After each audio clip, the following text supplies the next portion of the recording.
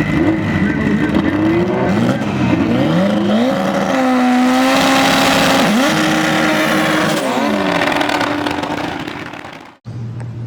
we're about 2 hours in. We've only had one issue so far. We lost our windshield trim there.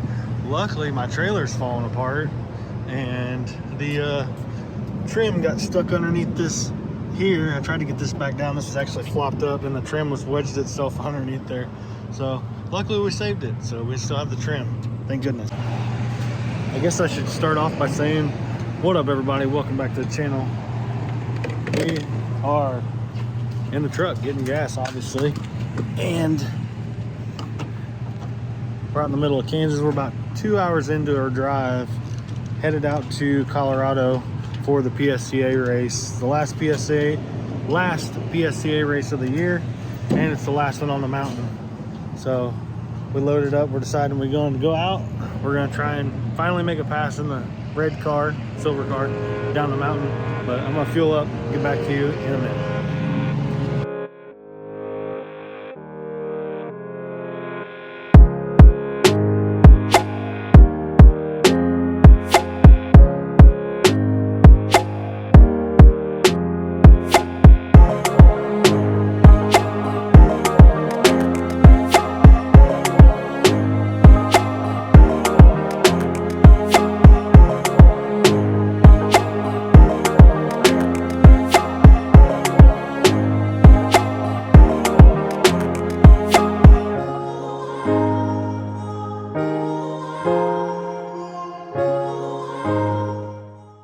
Well, it is never a dull moment. Had a strap fall off the trailer, so pulled over real quick, went to go put my strap back on. Troy's Yukon pulled up and died, and I don't want to restart. I don't really know what to make of this. We might have to, dang bro, not that 14.6 liter. That's that big boy shit. Yeah. Swap. And neither one of us brought jumper cables or anything. So if we kill the battery, then You didn't bring your battery pack? Nope. What the fuck is wrong with you? I think it needs to be jumped though, right? No, but if we crank on it long enough and the battery goes dead, then we're yeah. Well, we're back on the road now. I just kept trying to start his truck, start it, and then finally just started. We got an hour and a half left. Hopefully it makes it that far to PFI, and then we can sort out whatever was wrong with it. We don't know what it is, but we'll I guess we'll see if we can make it there or not. But anyways, we're back on the road. Well, and yet again, we are on the side of the highway. We made it 20 more minutes, and then Troy's truck died. Hola, familia. Now what? Only like an hour away. Yeah. So We made it 20 minutes. I know. Well, we're gonna load the Wind family up in my truck. We're gonna drive to PFI. I have to drop the trailer with the Civic on it. And we're gonna come back and pick his car up on the trailer, and then have to have his truck towed probably to PFI as well. So cutting it close. We probably won't even make the dyno. So at this point, who knows? We may not even get the race. We're 10 hours away from home. We're gonna figure out how to get everything home at this point. So I don't know. I guess we'll see. Well, we made it finally. Troy's behind us somewhere. His truck started up and whatnot, but we got all the cars out here. So let's go see what these boys are up to.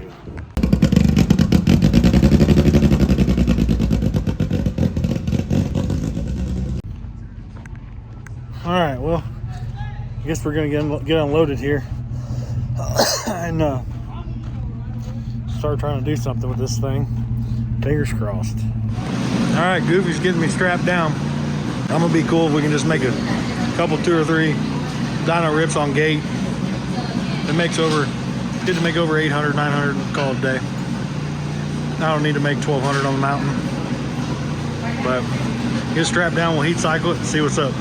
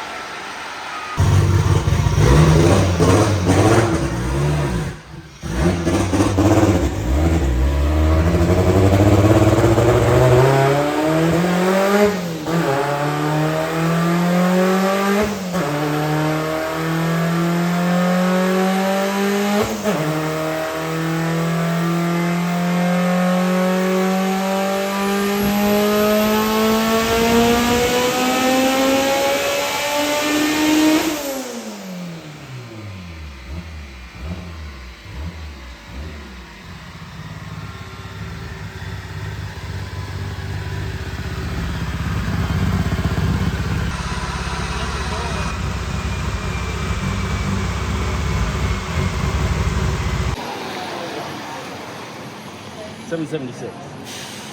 Okay, so first pull. 50 pounds. 30?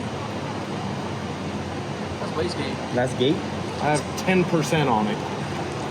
Just so it's not 0 because it's a 4-port. I feel like last time I made like 20 on gate. 136. It ain't gonna do that now.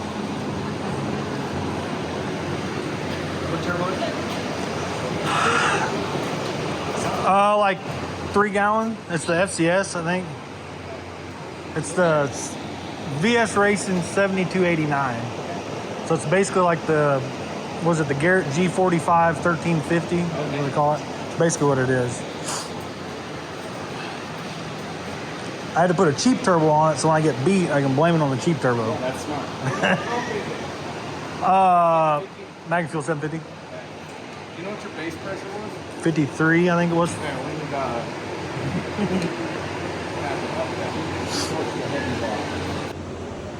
I promise, I tightened everything up. I'm not a noob. Yeah, no, you. Yeah. But you just had it on the alignment rack.